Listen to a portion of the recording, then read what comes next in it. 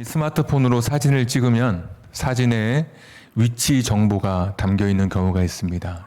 잘은 모르지만 나중에 메타데이터라고 하는 정보를 보면 거기에 언제 찍었는지, 어디서 찍었는지 위치와 시간이 적혀 있습니다. 오늘 성경을 읽다 보면 이렇게 위치 정보가 찍혀 있는 본문을 만날 때가 있습니다. 그래서 그냥 어디에서 찍혔는지 모르는 사진보다 장소가 있는 배경이 찍혀진 어디에서 찍혀져 있는지 배경이 있는 사진은 좀 더 그때의 분위기, 그때의 시간들을 회상하기가 더 쉽고 더 깊은 그때를 이해하게 하는 것이죠.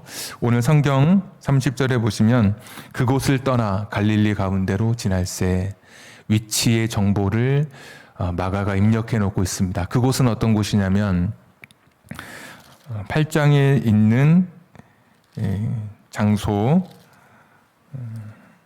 8장 27절에 보시면 빌립보 가이사랴라고 하는 그런 장소입니다. 그러니까 베드로의 신앙 고백이 있었던 그 장소, 그러니까 이스라엘의 지도를 관심 있게 보실 수 있다면 빌립보 가이사랴는 이스라엘의 접경에 있습니다. 최북단 접경. 그곳을 떠나서 어디로 오시냐면 갈릴리로 가신다 그랬습니다. 갈릴리는 북쪽입니다. 최북단은 아니고 북쪽 지역, 경계에서 조금 내려온 그런 지역입니다. 또 말씀 한 절 더 보시죠. 10장 1절 예수께서 거기서 떠나 이렇게 또 되어 있죠. 좀 전에 갈릴리로 오셨는데 갈릴리에서 떠나. 그래, 어디로 가시냐면 유대 지경과 요단강 건너편, 여기는 이스라엘의 한 중앙 정도 됩니다. 중부 정도 되는 지역. 그리고 10장 32절에 보시면 이 길은 어떤 길이냐면 예루살렘으로 가는 길입니다. 지금. 그러니까 마가는 일부러 위치 정보를 성경 속에 집어넣음으로써 예수님께서 지금 가시고자 하시는 길이 최북단에서 북단으로, 북단에서 중앙지역으로, 중앙지역에 위치한 마침내 예루살렘으로 가는 길인 것을 일부러 마가가 여기에 기록해 놓고 있습니다. 그러니까 그냥 성경을 읽을 때 그냥 읽어도 이해가 되고 은혜가 되지만 마가가 이렇게 친절하게 적어 놓은 위치 정보를 따라서 성경을 보게 되면 좀 더 깊은 성경에 대한 이해가 가능하게 되겠죠. 마가는 지금 예수님 가시는 길이 십자가의 길이다. 십자가를 향한 길이다라는 것을 마가는 사람들에게 말해주고 싶었습니다. 실제로 예수님께서도 이 십자가의 길을 자신 스스로 말씀하십니다. 31절 이는 제자들을 가르치시며 또 인자가 사람들의 손에 넘겨져 죽임을 당하고 죽은 지 3일 만에 살아나리라 라는 것을 가르쳐 주셨습니다. 그러니까 죽으시고, 그러니까 고난받으시고 죽으시고 부활하실 것을 내가 이제 고난받고 죽을 것이지만 3일 만에 내가 다시 살아날 것이다. 그러니까 예수님 스스로 지금 사람들 제자들에게 내가 가는 길이 또 십자가의 길이라는 것을 말씀해 주고 계시죠. 십자가라고 하는 것은 하나님이 계획하신 구원을 완성하는 그런 길이었습니다. 로마서 8장 29절에서 30절에 보시면 구원의 황금 사슬이라고 불리우는 5개의 골드 체인이 있습니다. 영어로 이렇게 황금 사슬. 첫 번째 미리 아시고 미리 아신 자들을 미리 정하시고 또 미리 정하신 자들을 부르시고 부르신 자들을 자녀 삼아 주시고 그리고 그런 사람들을 영화롭게 하시는 이 5가지의 이 그 골드 체인 황금 사슬에 대한 구원의 이 서정, 구원의 여정이 기록되어 있습니다. 미리 아셨다라고 하는 것, 우리가 예정이라고 표현하는데 이 예정은 구원받을 사람과 구원받지 못하는 사람을 미리 미리 알았다고 하는 표현 속에 구원받을 사람과 구원받지 못할 사람을 미리 알고 정했다는 그런 의미가 아니라 미리 알았다고 하는 것은 인간을 향한 하나님의 관심입니다. 내가 누군가를 알아라고 하는 것 자체가 이미 하나님께서는 우리 한 사람 한 사람을 향해서 관심을 갖고 계신 분이셨고, 그리고 미리 알았던 그 사람들을 미리 정했습니다. 우리가 예정이라고 표현하는데, 예정론도 숙명론처럼 구원받고 구원받지 못할 사람이 정해져 있는 것이 아니라 하나님의 계획이죠. 일찌감치 구원하기로 하나님께서 결정하신 것입니다. 갑작스럽게 무계획성으로 된 것이 아니라 미리 철저한 계획 속에 인간을 구원하기로 미리 작정하신 것입니다. 관심을 가지고 사람들을 아셨던 하나님께서 또 사람들의 구원을 위해서 미리 계획하시고 작정하시고, 그리고 사람들을 부르셨습니다. 미리 아시고 미리 아신 사람들을 정하셨고, 정하신 사람들을 부르시는데 특별한 사람만 부른 게 아니죠. 요한복음 3장 16절에 보면 누구든지입니다. 다 초청하셨습니다. 이 구원의 자리에. 이사야서 55장 보시면 돈 없이 값 없이 와서 누구든지 포도주와 젖을 사라고 모든 사람을 초청해 주시는 것이죠. 특별한 사람만 구원의 과정에 결정돼서 그 사람만 구원 열차에 탑승하는 것이 아니라 사실은 모든 사람을 향해 하나님의 관심과 하나님의 미리 오래전부터 준비된 구원 계획 속에서 모든 사람을 초청해 주시는 것입니다. 그런 사람들을 의롭다, 신학적 용어로 칭의라고 하는데, 칭의에 이제 은혜를 허락해 주시죠. 칭의가 일어나는 순간에 우리가 하나님의 자녀가 되고, 우리가 죄가 사하여져서 의롭게 되고, 우리의 신분이 변화되고, 원수되었던 우리가 하나님과 화해되고, 그러니까 입양됐다고 표현하는데, 그렇게 하나님의 자녀가 되는 우리가 예수 믿고 일어나는 모든 일들이 그 가운데 우리가 일어나게 됩니다. 그리고 마지막에 의롭게 된 사람들을 영화롭게 하시고, 몸의 이 육신의 몸을 떠나 부활의 몸으로, 새로운 몸으로 변화될 영광스러운 천국까지 하나님의 계획 시작부터 마지막 하나님 나라의 완성, 우리가 이루어지게 되는 완성까지 이 구원의 완성을 이루시기 위해서 예수님께서 십자가의 길을 걸어가신 것입니다.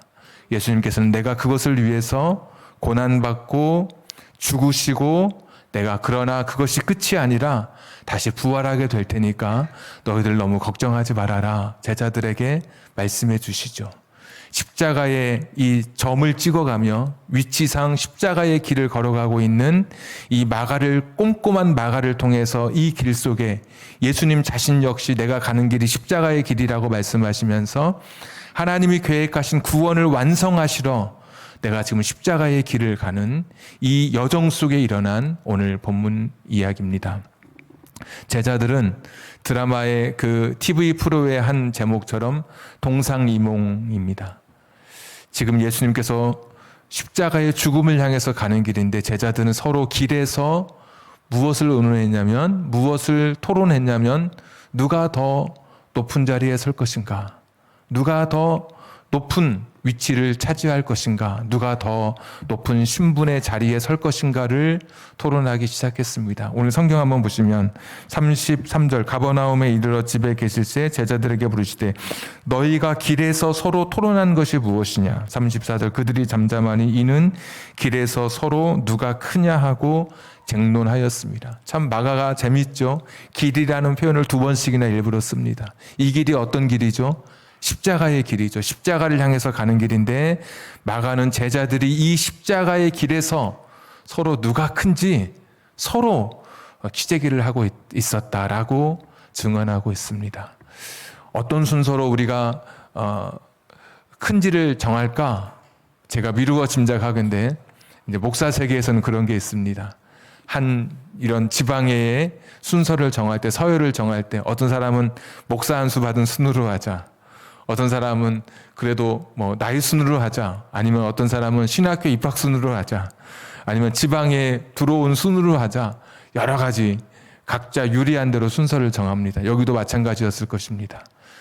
연장자가 우대받는 시대였기 때문에 나이 많은 순서대로 우리가 좀 순서를 정해보면 어떨까? 어떤 사람은 예수님이 우리를 불러주신 순서대로 하자, 아니면 예수님하고 좀 가까운 순서대로 하자.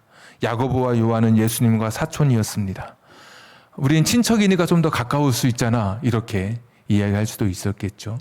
근데 분명하게 이 길은 십자가를 향해 가는 길이었습니다.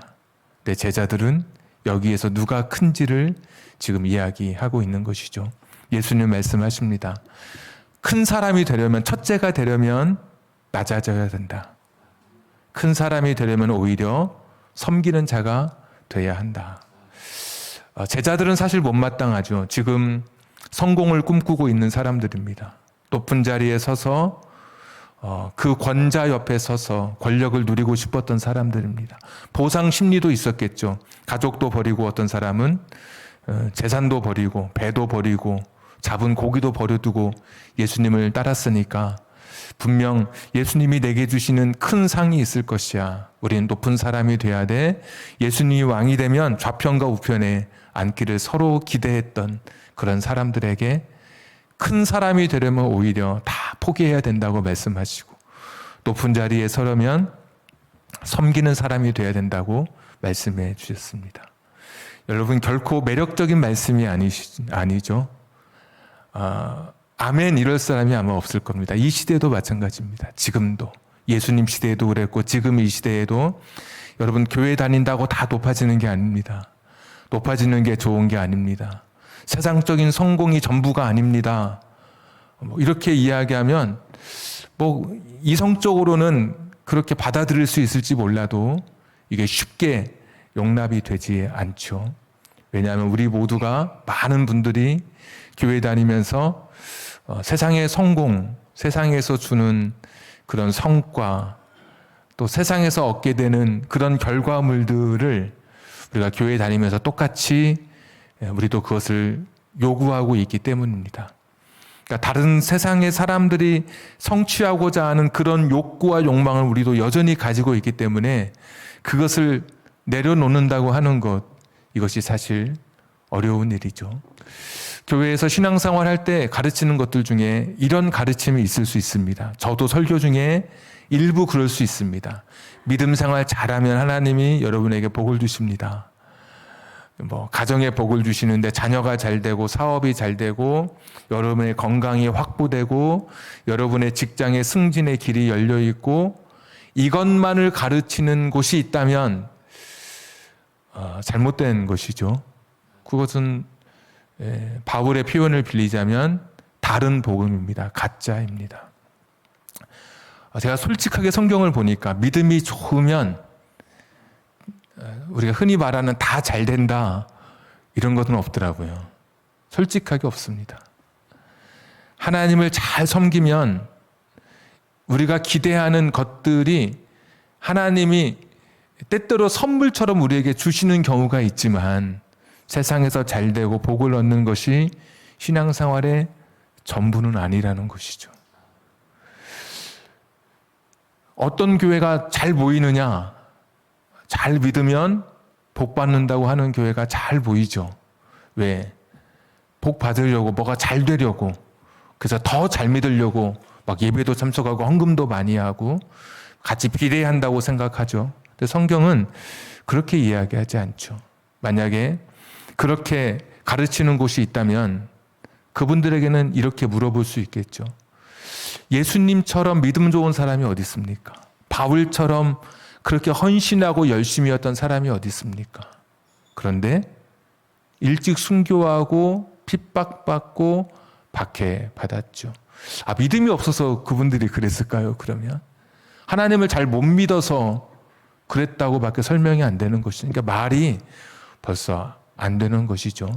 그러니까 오늘 이 예수님 말씀도 참 매력적이지 않은 거예요. 아니, 뭐가 내 예수님 따라다니면서 높아지고 싶고 크고 싶은데 오히려 낮아져야 된다고 말씀하니까 이 제자들이 이걸 이해하기가 어려운 거예요. 이해하기가. 꼭 진짜 예수님을 따르면 우리도 모든 것을 막 다 버려야 될 것 같잖아요. 거지처럼 살아야 될 것 같고 좀 빈곤하게 살아야 될 것 같고, 그렇다면 예수님 말씀대로라면 높은 자리 되면 안 되니까 좀 일부러 높은 자리에 올라가는 거 경계하고 낮은 자리에 있어야 될 것 같고, 그래서 어떤 애들은 자기는 1등을 양보한다 이렇게 그다음에 자기는 낮은 자리에서 있다 뭐 이렇게 농담으로 예수님이 낮아지라고 해서 자기는 낮아진다 이런 학생도 있지만 우스갯소리이지만 정말 그렇게 사는 걸까? 다 버리고 뭐 다 낮추고 오히려 사업에 성공할 수 있어도 성공하지 않고 살아가는 것을 말씀하신 것일까? 그러면 예수님 그렇게 말씀하시진 않으셨겠죠. 낮아진 삶, 십자가의 삶, 높아질수록 자기를 낮추라고 하는 삶은 도대체 이게 어떤 이야기, 어떤 의미에서 그랬을까? 그냥 진짜 옷 한 벌만 남겨두고 살아야 되는 건지 그렇게 말씀하셨을까? 오늘 예수님께서 그것을 좀 더 설명하시기 위해서 말해도 못 알아들으니까 제자들이 우리가 읽지는 않았지만 바로 뒤에 보면 어린아이 하나를 제자들 가운데 세우게 되죠. 그러면서 이 어린아이 하나를 영접하면 나를 영접하는 것이고 나를 영접하면 나를 보내신 하나님을 영접하는 것이다 라고 말씀해 주셔요. 그러니까 어린아이 하나가 군대 말로 교보제가 된 거예요.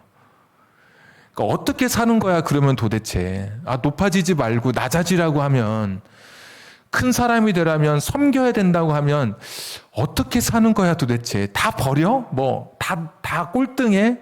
사업도 다 막 분사해서 다 나눠주고 작은 기업을 운영해야 돼? 돈도 얼마 이상 남겨두지 않고 다 써야 돼? 막 이렇게 고민할 우리들에게 예수님께서 정말 제자들 앞에 어린아이 하나 세우시면서 주셨던 교훈으로 말씀해 주시는 거예요. 어린아이 하나를 영접하면 그 당시 어린아이는 어떤 존재냐면 세상에서 쓸모없는 존재입니다. 부모에게는 사랑의 존재이지만 어른들, 일반 대중이 볼 때는 어린아이는 유아 사산율이 50%에 머물던 시대입니다. 그러니까 둘에 하나는 죽어요. 저희 때는 아니지만 저희보다 더 뭐 6.25 뭐 이후나 그런 세대 보면 아이들이 감염 이런 거에 쉽게 노출되고 또 제대로 된 치료약을 쓰지 못하고 또 정확한 치료 방법을 몰라서 많은 아이들이 죽었잖아요. 그래서 보면은 좀 얘가 죽을라나 살라나 한참 있다가 좀 꽤 큰 다음에야 뭐 호적에 올린다든지 아니면은 이름을 아주 그냥 값싸게 지어야 안 데려간다 그래가지고 뭐 개똥이 뭐 이렇게 막 정말 가치 없는 이름으로 부르는 그런 우리나라의 관례도 있듯이 이 고대 세계에는 아이들이 너무 일찍 죽으니까 아이들은 시간을 들일 필요가 없는 쓸모없는 존재에 불과한 거예요. 아직까지 성숙한 존재가 되지 못하고 아직 사람이 되지 못한 존재인 거예요. 그러니까 쓸모 있는 존재가 아닌 거예요. 그래서 애들은 하등의 신분의 가치로 자기 자식 외에는 일반 사회에서 아이는 모든 사람의 시야에서 그냥 다 사라져야 할 정말 아이는 아직 미성숙된 인간, 온전하지 못한 그런 존재에 불과했단 말이죠. 그러니까 그런 어린아이를 어른들이 있는 제자들이 있는 그런 곳에 가운데 세운다는 것은 있을 수 없는 일이에요. 감히. 이게 그 당시에 세상의 정서였고 세상의 방법이었어요. 근데 예수님은 그 어린아이를 가운데 세우신 거예요. 그러면서 이 어린아이 하나를 영접하면 환대하면 이런 말 환대하면 하나님이 너희가 하나님을 환대하는 것과 똑같다라는 그런 엄청난 말씀이에요. 아브라함이 지나가던 나그네 3명을 환대했더니 그때 하나님이 그 가정에 큰 복을 주시죠.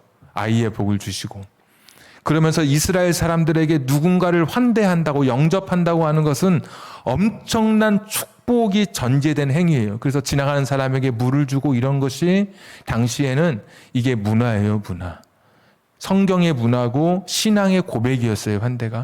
근데 어린아이는 그런 존재가 아니에요. 그런데 예수님께서 세상적 가치로는 어린아이가 아무 쓸데 없지만 그러나 너희들은 지금부터는 세상의 가치관이 아닌 하나님 나라의 가치관을 가지고 하나님 나라 백성의 삶을 그들에게 보여주고 그렇게 살아가라는 거예요. 그러니까 어린아이라 할지라도 하나님 나라의 가치로 보면 이 어린아이가 하나님과 동격이라는 것이죠.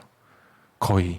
어린아이를 영접하면 나를 영접하는 것이고 나를 영접하면 나를 보내신 하나님을 영접하는 것과 똑같은 효력이 있다. 그런 말씀을 해주시는 거예요. 그러니까 일반적인 세상적 가치로 살아가지 말고 하나님 나라의 가치관을 가지고 살아가는 것, 이것이 오늘 우리에게 주시는 십자가의 삶인 거예요. 다 버리고 다 가난하게 살아가는 게 아니라 세상 가치를 버리고 하나님 나라의 가치로 이 세상을 살아가는 것. 그래서 이 이후의 말씀들을 보시면 여러분 눈으로 직접 한번 확인해 보십시오. 38절, 39절, 40절에 보시면 요한이 예수께 여짜오되 선생님, 우리를 따르지 않는 어떤 자가 주의 이름으로 귀신을 내쫓는 것을 우리가 보고 우리를 따르지 아니함으로 금하였나이다. 70명의 전도대 중에 귀신을 쫓아낸 사람도 있었으니까 여기 12제자가 아니더라도 귀신을 쫓아내는 사람이 있을 수 있죠. 예수님을 의지해서. 사람들이, 제자들이 하지 말라 그랬다고. 왜 우리만 해야지 왜 네가 하냐고. 예수님께서 금하지 말라 이렇게 하시는 거예요.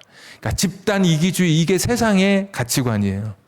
집단적으로 우리만 잘 되면 돼요. 우리 가정만 잘 되면 되고, 우리 교회만 잘 되면 되고, 우리 나라만 잘 되면 되고, 그렇게 하지 말라는 것이죠. 왜?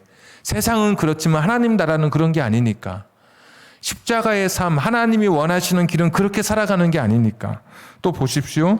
10장 1절부터 12절에는 이혼에 대한, 결혼에 관한 이야기예요. 어려운 말씀이 아니더라고요, 보니까. 깊은 비밀이 숨겨져 있는 게 아니라 그 당시에 혼인의 관습을 따라 하지 말고, 그러니까 그 당시 사람들처럼 살지 말고 하나님 나라 가치관을 가지고 살아가. 하나님의 시각으로 살아가라. 하나님의 마음으로 네 아내를 보고 네 남편을 봐라 라는 말씀이에요. 당신은 법 조항에 의해서 이루어지던 시대인데 그렇게 살지 말라. 13절, 또 10장 13절부터 16절에도 어린아이 또 이야기하죠. 하나님 나라의 시각으로, 눈으로 세상을 보고 사람을 봐라. 17절부터 이 31절은 뭐예요? 어떤 이야기입니까? 부자, 재물 많은 이야기죠. 돈도 어떻게 보라는 거예요? 하나님 나라의 시각으로, 돈에 대한 시각도 달라야 된다라고 말씀하시는 거예요. 이 구절들이 엄청난 비밀이 숨겨져 있는 게 아니고 단순하더라고요. 그냥 너희들 십자가의 길을 가. 하나님, 내가 가는 길이 십자가의 길인데 너희도 그 길을 갔으면 좋겠다. 그 길은 다 버리고 다 죽고 이런 게 아니라 세상과 다른 가치관을 가지고 살아가는 그 길이 십자가의 길이다. 그래서 아이를 볼 때도 세상의 시각으로 그렇게 보지 말고 하나님의 눈으로 아이를 바라봐라. 그럼 우리 그리스도인은 어떤 사람입니까? 자녀를 볼 때, 자녀 교육을 할 때 다른 옆집 부모처럼 그렇게 아이를 교육하는 것은 그리스도인이 아닌 거예요. 내가 아이를 볼 때 이 아이는 하나님의 눈으로 이 아이를, 내 자녀를 보는 거예요. 가장 이 아이를 사랑할 수 있는 존재가 누군가? 하나님께서 나를 믿고 내 아이들을 우리 가정에 허락해 주신 것이죠. 그 하나님의 선물인 것이죠. 내 소유가 아니라 내 욕망을 투사하는 존재가 아닌 것이죠. 하나님이 잠시 내게 맡겨주신 정말 하늘의 천사가 내 곁에 잠시 머물러 있다 가는 그런 존재처럼 우리가 하나님의 눈으로 아이를 바라보는 것이죠. 결혼 생활도 마찬가지입니다. 오늘 예수님 말씀하시잖아요. 달라야 된다고, 세상과 달라야 된다고 말씀하시는 거예요. 그 당시 모세가 이혼 정수를 써주고 막 말씀을 어렵게 해석하고 설교도 30분, 1시간씩 할 수 있겠죠. 그러니까 단순한 거예요. 그렇게 살지 말고 세상 다른 사람들처럼 살지 말고 하나님 나라 사람으로 살아라. 하나님의 가치관으로 세상과 다른 결을 가지고 살아가라. 이런 말씀인 것이죠. 재물에 대해서도 다른 시각, 재물에 대한 태도도 너희는 달라야 된다라고 말씀해 주시는 거예요. 우리가 십자가의 길을 걷는다라고 하는 것, 이미 예수님께서는 첫 번째 십자가 말씀하실 때 자기를 부인하고 십자가를 지라고 말씀했는데, 자기를 부인하는 것은 어떤 것인가? 독일의 본 회퍼라고 하는 유명한 신학자 있죠. 가끔씩 등장하는 신학자인데, 그 신학자는 자기를 부인하는 것은 자기의 지배권과 나를 향한 지배권과 나를 통제하는 권한을 하나님께 다 내어드리는 것이라고 했어요. 기본적으로. 그러니까 내가 나의 주인이 되지 않는 것이죠. 하나님께 나를 다스려 가시도록 맡기는 것이라고 했죠.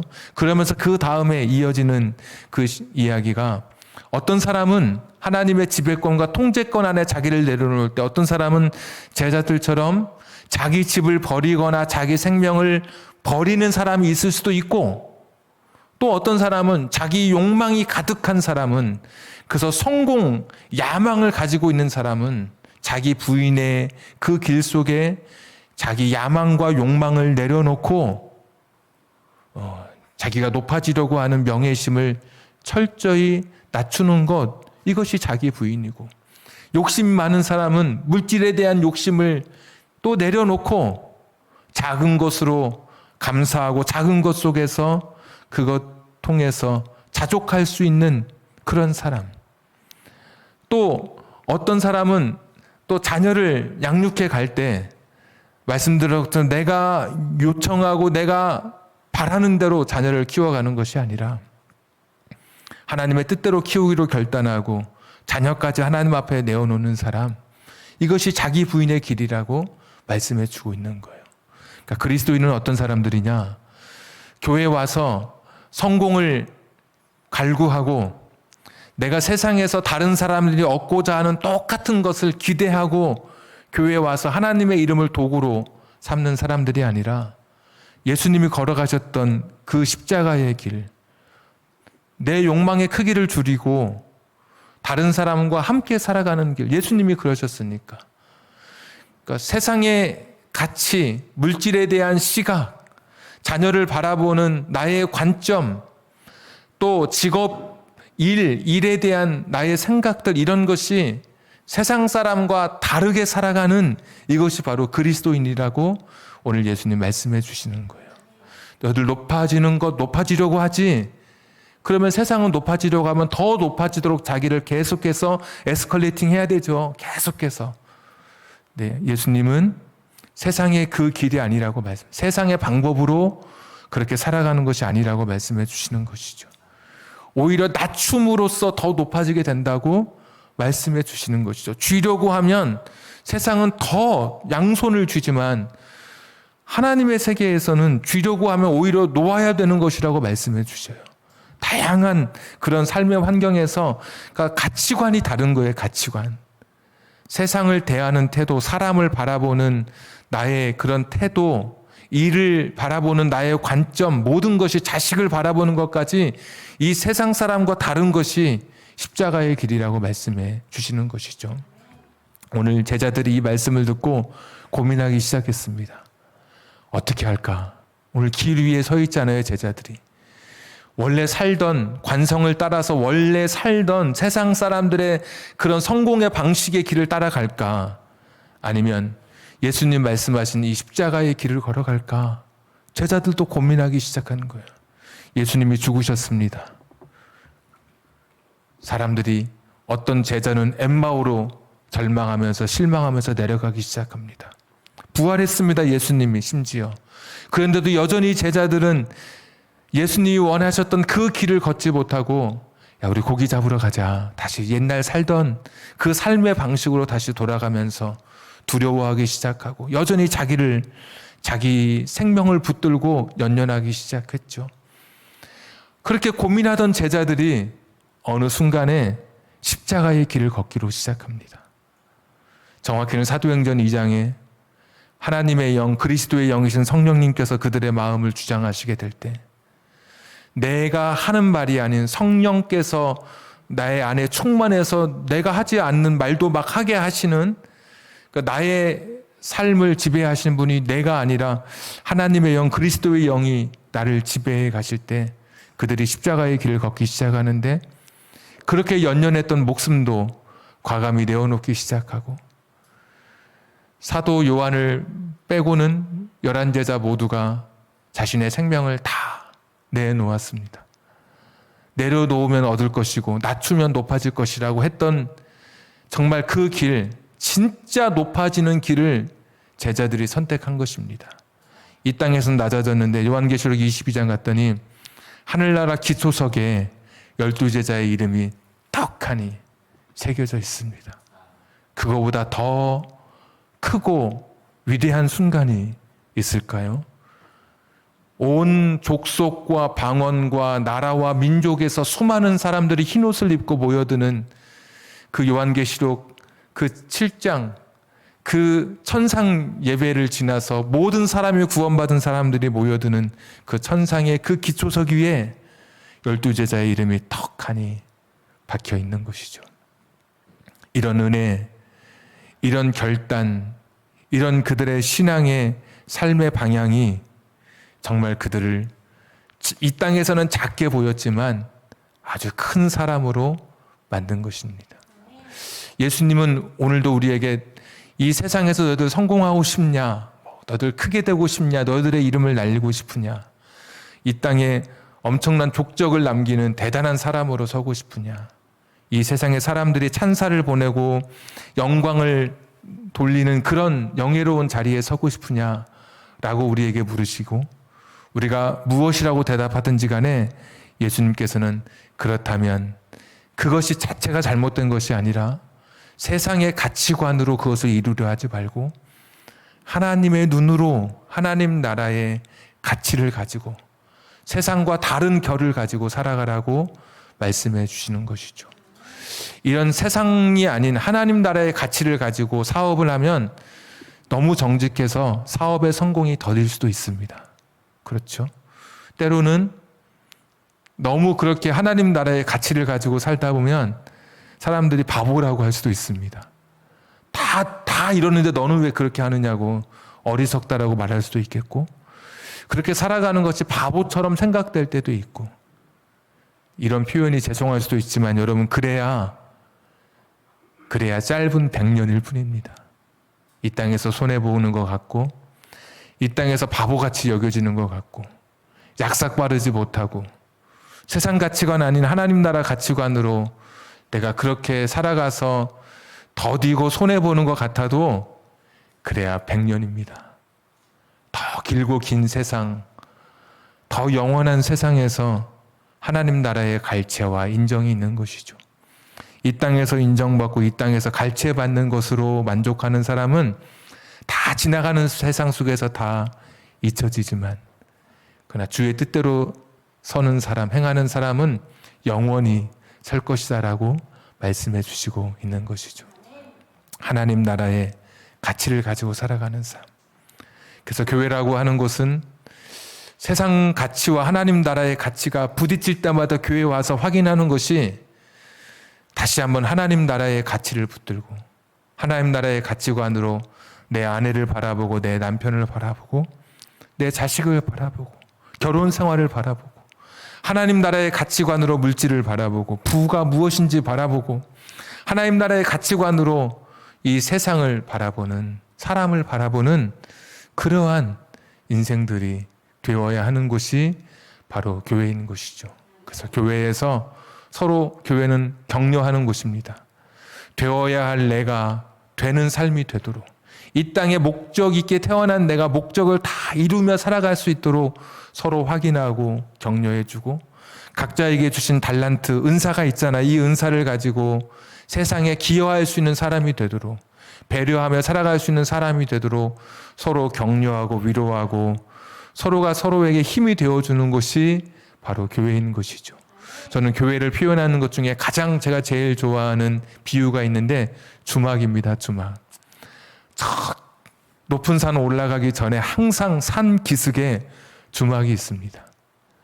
그 주막에서 사람들이 걸어왔던 지쳤던 그 길에서 강단이지만 제가 하겠습니다. 막걸리 한 사발 탁 들이키고 고단했던 인생 서로 오다가 동무가 된 사람들과 함께 저 산 넘어갈 거 다시 이야기하면서 서로 위로하고 용기를 주고 정보도 주고 그러면서 피곤한 몸 누이고 육신의 끼니를 채우고 허기를 채우고 그리고 힘을 내어서 동이 터오르면 다시 그 산을 넘어가는 곳이죠.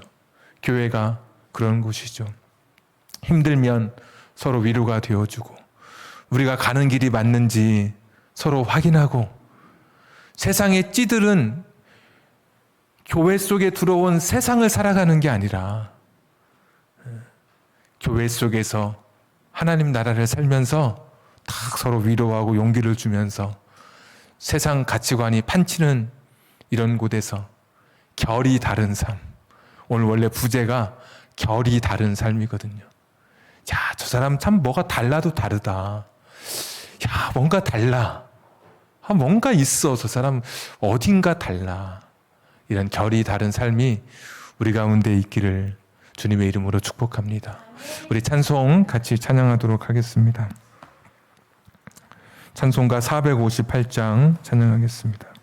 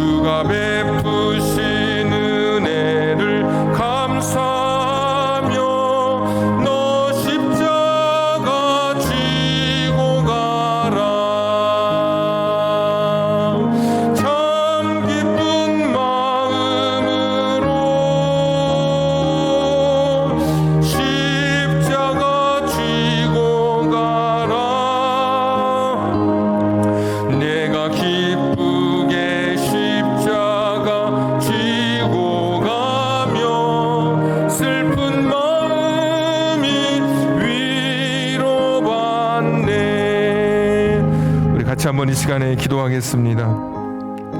우리도 길 위에 서 있는 그리스도인입니다. 세상 사람들의 사는 삶의 길을 걸을 것인가, 예수님 가셨던 십자가의 길을 걸을 것인가. 예수님께서는 제자들에게 세상 가치와 다른 하나님 나라의 가치를 붙들고 다른 삶을 살아가라고 말씀해 주셨습니다. 자신의 명예와 야망을 과감히 포기할 수 있는 사람, 욕심 많은 사람은 부에 대한 욕망을 포기하고 폭력을 가하고 싶은 그런 사람이 있다면 보복하는 마음을 내려놓는 것, 세상 사람과 다른 삶이 십자가의 삶인 것입니다. 다르게 살게 해주시옵소서.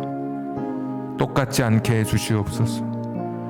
예수님처럼 그렇게 다르게 살다가 하나님 나라의 백성으로 영생을 누리게 해주시옵소서. 우리 같이 한번 기도하겠습니다. 전능하시고 자비로우신 아버지 하나님, 오늘도 주신 말씀 마음속에 새기며 기도하며 나아갑니다. 자식을 바라볼 때도 다르게 바라보게 하시고, 결혼 생활도 다르게 하게 하게 해 주시옵소서. 직장 생활도 다르게 해 주시옵소서. 사업도 다르게 하게 해 주시옵소서. 학업도 다르게 하게 해 주시옵소서. 결이 다른 사람으로 살게 해 주시옵소서. 십자가를 마침내 이루어내는 그런 삶이 되게 해 주시옵소서. 나의 욕망을 이루는 것이 아니라, 나의 원하는 것을 이루어내는 것이 아니라 십자가의 삶으로 살아갈 수 있는 우리 모두가 되게 해 주시옵소서. 전능하신 아버지 하나님, 우리 자신을 한없이 내리게 하여 주시옵소서. 십자가 앞에서 그 믿음 안에서 서는 우리들 되게 해 주시기를 빌고 원합니다.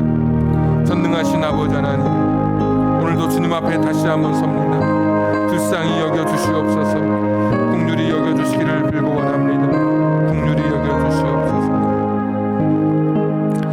은혜로우신 하나님, 세상을 바라보는 나의 시각이 달라지는 결단이 있는 오늘 이 시간 되게 해 주옵소서. 결혼 생활, 자식을 바라볼 때 물질에 대한 시각, 나의 직장 생활, 사업하는 태도, 사람과 대화하는 나의 모습까지 십자가의 삶, 세상과 다른 하나님 나라의 삶으로 다른 삶을 살아갈 수 있게 해 주시옵소서.